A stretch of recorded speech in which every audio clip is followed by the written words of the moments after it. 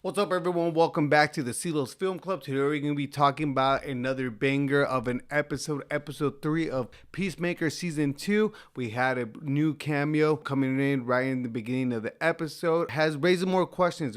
If both of the Suicide Squad movies that came out of David Ayer, and for sure James Gunn, but David Ayer is going to be part of this universe. But before we get started, guys, don't forget the like and subscribe button. Make sure you guys turn on your notifications so you guys do not miss a beat on any of my movie news. All right, guys, so the episode starts off with Emilia Harcourt waking out of bed, getting dressed, and guess who's laying down with her? None other than Rick Flag Jr. This takes place between Suicide Squad and the Suicide Squad. It starts off 3 years prior. They mentioned that in the beginning, 3 years prior of Peacemaker, and it pretty much sets up that these guys are lovers. But Emilia mentions that he needs to be with June before he goes to Corto Maltese, which is that fictional city where they fight up Starro, I think is his name, in the Suicide Squad. And June, if you guys do not know, she's Enchantress, and I think they're talking about the same witch from Enchantress as was in David Ayer's Suicide Squad.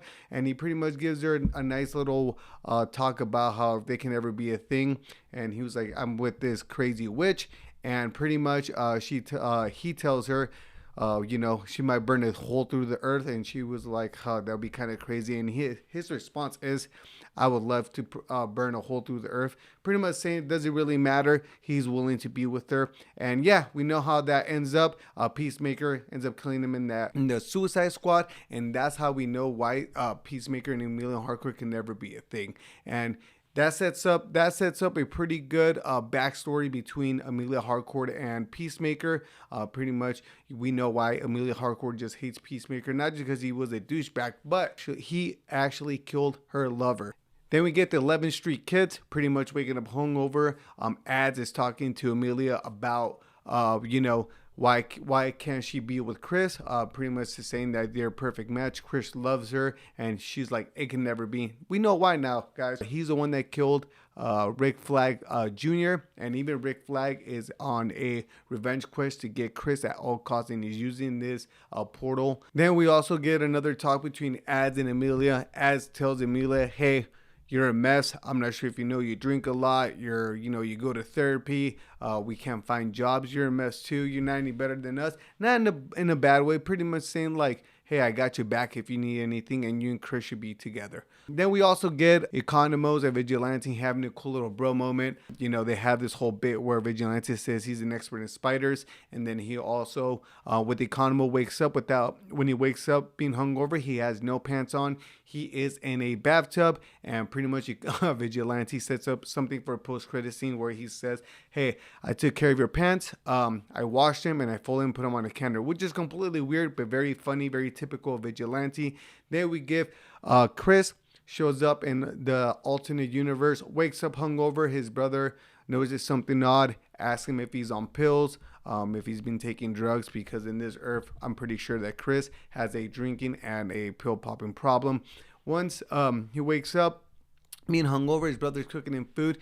He asks him if he can borrow Peacemaker, asks his brother if he can borrow his truck. His brother said, why don't you just use the Peace Cycle? And he goes to Argus to find Emilia and his Americana Harley Davidson Peace Cycle motorcycle, and goes to Argus, pretty similar to our Argus. And what happens there is that you see Emilia Harcourt loves Chris. He is pretty much loved by everyone in this entire universe. And then you see who they were calling Jarhead. His brother called this person Jarhead, pretty much saying Emilia Harcourt is with this Jarhead. And guess who it is? It is Rick Flag Jr., but with a little bit of difference. Pretty much this Rick Flag Jr., he is very overprotective of Emilia, very eccentric, all over the place, clumsy. When him and with Chris and Emilia are talking, he's behind, like a pole, looking at them, seeing what they're talking about,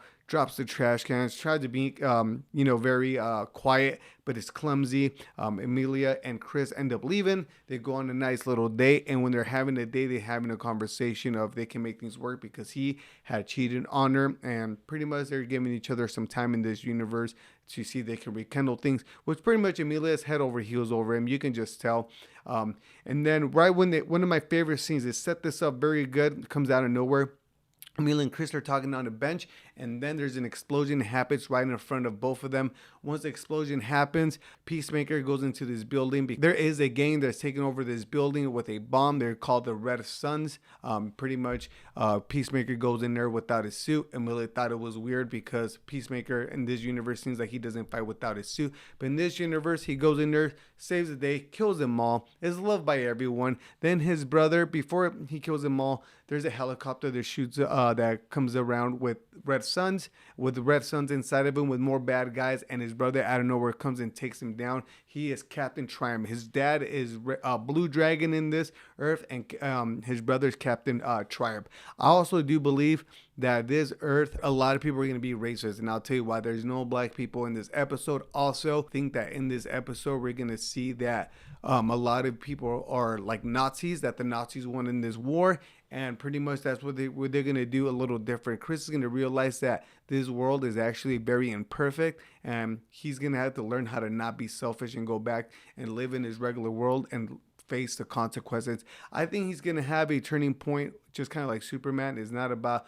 what he was or he was sent to be, or what he has done in the past, or what he is in the future. Very similar to Superman. Superman never did nothing bad, but with his cryptic message of his parents, he is the man who he is today because of the decisions he's making now. And I think that's what Chris Peacemaker is going to come in terms. The ending pretty much sets up Red Saint, Argus, Economos. Economos, of course, is working with Argus because he has to, not because he loves it.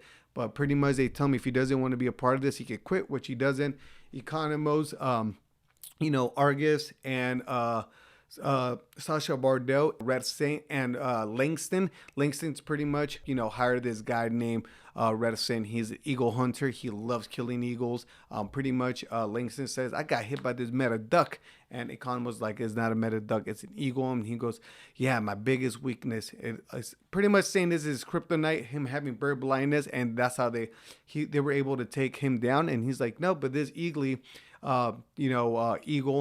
pretty much has to be taken down because they almost killed titties. Very funny joke, very serious though, because they did almost kill an agent, but pretty much Eagly is going to be hunted down too as well. They set up this whole thing where Chris is showing back up to his dimension at Red Saint, which is played by Mr. Hooker himself, which he's also Savant Suicide Squad, which becomes very confusing. They are going to Argus, and the rest of the crew are going to go take Chris down. I think Economos is going to end up trying to, tip off Eagly or Chris somehow, some form. And also, I do think that, they're going to end up catching both of them, though, at the end of this episode. But the end, the twist is also as well, they paired up Economos with none other, Mr. Hot Cheeto himself, Judo Master. And at the end of this episode, they pretty much set up where they're going to try to go arrest Chris, which I think they are going to do because we see one of the episodes, Rick Flag Sr. Pretty much has him in, not one of the episodes, one of the trailers, you see Rick Flag Sr. Having Chris in interrogation, punching him, kind of not torturing him, but beating him up, roughing him up a little bit. And I think that's they're going to end up capturing. I don't know about Eagly, though. Maybe Eagly, they'll capture him. Maybe they won't. But overall, guys, this is another banger of an episode. I did not expect for Rick Flag Jr. to show up just out of nowhere. I remember hearing rumors, but I totally disregarded them and I forgot about them. But now that we see what's going on, I think they're going to start cranking it up a notch with cameos. They have not released, I think, the last 3 episodes to the press on Rotten or for any of the reviews. Everyone that all the scores on Rotten Tomatoes are for the episodes they have showed them. I think it's 1 through 4 what we have all seen, and I think there's going to be a cameo fest with Superman. I think Superman's going to show up, maybe more Suicide Squad characters show up. But overall, guys, let me know what you guys think about Peacemaker, another banger of an episode. Write down your comments below. Does it get confusing? Do you guys think that they should just kind of rebooted the whole thing. But overall, guys, that was it for my Peacemaker episode breakdown. I will see you guys next time. Peace.